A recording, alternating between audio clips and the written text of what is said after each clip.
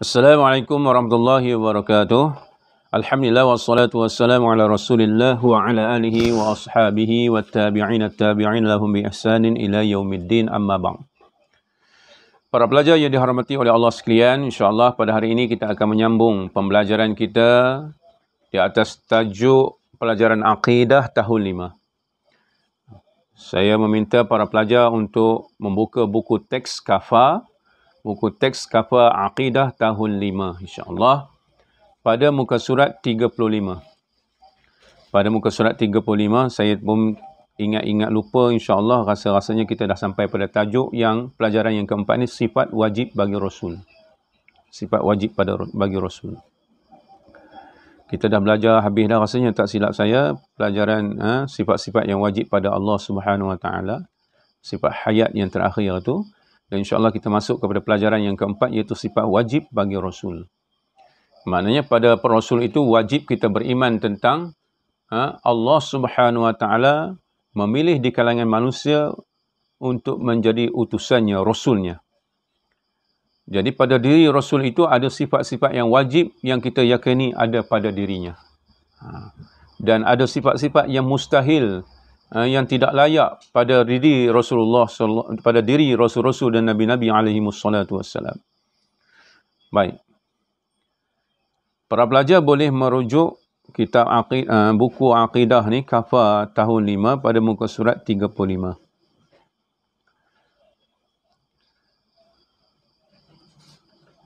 Arahan dia sana, perhati dan baca. Dia suruh perhati dan baca. Mana perlu ambil perhatian dan baca apa yang sepatutnya kita kena baca.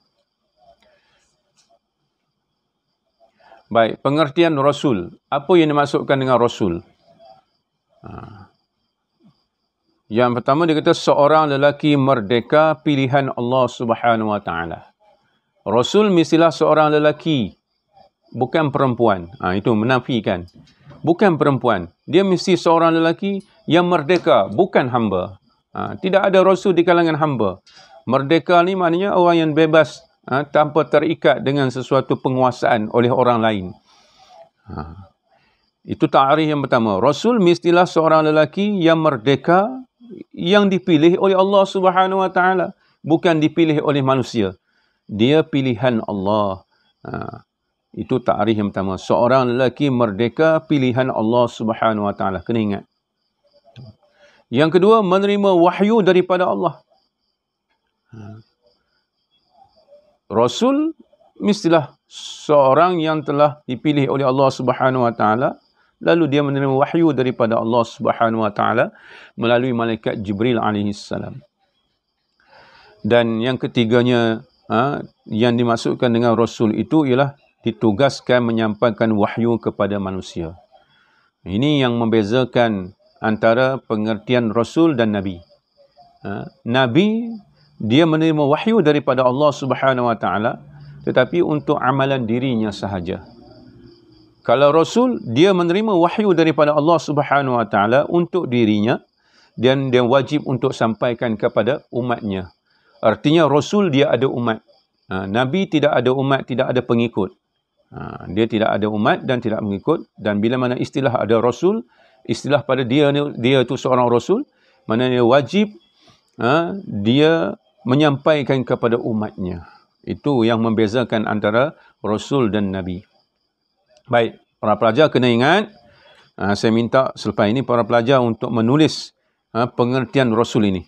Ta'arif ataupun pengertian Rasul ini, seorang lelaki merdeka pilihan Allah yang menerima wahyu daripada Allah Subhanahu Wa Taala melalui malaikat Jibril alaihi salam, dan ditugaskan untuk menyampaikan wahyu tersebut kepada umatnya ataupun kepada manusia. Ditulis ini kepada manusia, sepatutnya kepada umatnya, kerana tiap-tiap Rasul ada umatnya.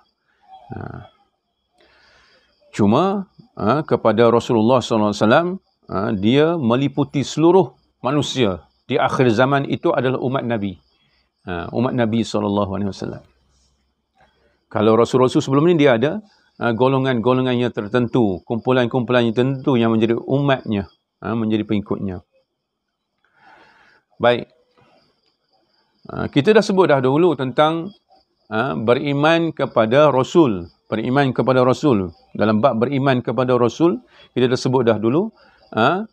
Rasul ini, Nabi-Nabi dan Rasul-Rasul ini, mengikut pendapat ulama, bilangannya ada 124,000 orang. 124,000 orang.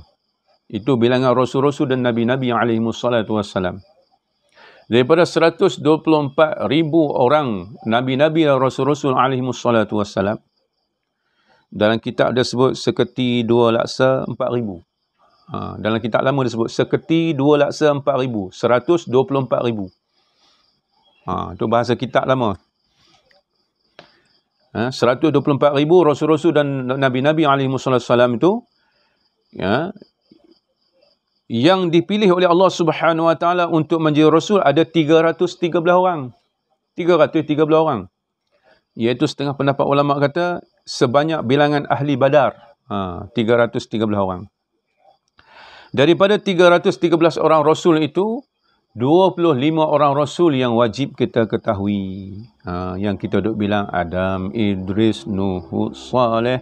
Kita hidup nasyid tu. Itu 25 orang Rasul yang wajib kita ketahui sehinggalah kepada Nabi Muhammad SAW. Daripada 25 orang Rasul yang wajib kita ketahui itu pula dipilih oleh Allah Subhanahu Wa Taala 5 orang yang digelar sebagai Rasul Ulul Azmi. Ulul Azmi, iaitu Rasul-Rasul yang paling banyak menerima ujian daripada Allah Subhanahu Wa Taala, dipanggil Rasul Ulul Azmi. Iaitu Nabi Nuh alaihi salam yang digelar sebagai Abdus Syukur, hamba yang banyak bersyukur kepada Allah. Yang keduanya Nabi Ibrahim alaihi salam yang dipanggil Khalilullah, digelar oleh Allah Subhanahu Wa Taala Al-Quran sebagai Khalilullah, kekasih Allah. Yang ketiganya Nabi Musa alaihi salam yang digelar oleh Allah Subhanahu Wa Taala sebagai, saya pun lupa dah gelarannya. Dan yang keempatnya Nabi Isa alaihi salam yang digelar oleh Allah Subhanahu Wa Taala, yang digelar oleh Allah Subhanahu Wa Taala sebagai Ruhullah, kerana dia dilahirkan tanpa bapa. Nabi Musa tadi digelar oleh Allah Subhanahu Wa Taala sebagai Kalamullah, kerana dia di antara nabi-nabi, Rasul-Rasul yang berkata-kata dengan Allah Subhanahu Wa Taala. Dan yang terakhir, yang kelimanya Rasul-Rasul Ulul Azmi itu, iaitu Nabi Muhammad SAW yang dipanggil sebagai kalau Nabi Ibrahim Khalilullah, Nabi Rasulullah SAW sebagai gelaran yang diberi oleh Allah Subhanahu Wa Taala Habibullah. Allah Ta'ala sebut dalam Al-Quran Nabi Muhammad ini sebagai Habibullah, kekasih Allah Subhanahu Wa Taala. Baik, Rasul-Rasul tersebut wajib bersifat dengan 4 sifat. 4 sifat ini wajib kita percaya bahawa inilah sifat yang ada pada Rasul-Rasul. Yang pertama As-Siddiq, artinya benar. Benar pada percakapannya, benar pada perbuatannya, benar pada diam dan pengakuannya. Itu. Yang kedua, Al-Amanah, artinya kepercayaan. Wajib bagi Rasul itu orang yang dipercayai akan kejujurannya. Baik, yang ketiganya At-Tabligh, iaitu menyampaikan. Wajib pada Rasul itu dia menyampaikan, dia tidak menyembunyikan apa yang telah diwahyukan oleh Allah Subhanahu Wa Taala. Yang keempatnya Al-Fatanah, wajib pada Rasul itu seorang yang bijak. Seorang yang bijak, dia bukanlah seorang yang dungu, yang bodoh. Bukan. Dia seorang yang bijak yang telah dipilih oleh Allah Subhanahu Wa Taala. Baik para pelajar sekalian, saya mengharapkan para pelajar menulis dalam buku tulis pengertian Rasul, kemudian sifat-sifat wajib pada Rasul ini, kemudian hafal, ingat. InsyaAllah mungkin keluar dalam peperiksaan akhir tahun. Wallahu a'lam. Semoga itulah yang dapat saya sampaikan pada hari ini. Ada manfaatnya. Wabillahi taufiq wal hidayah. Wassalamualaikum warahmatullahi wabarakatuh.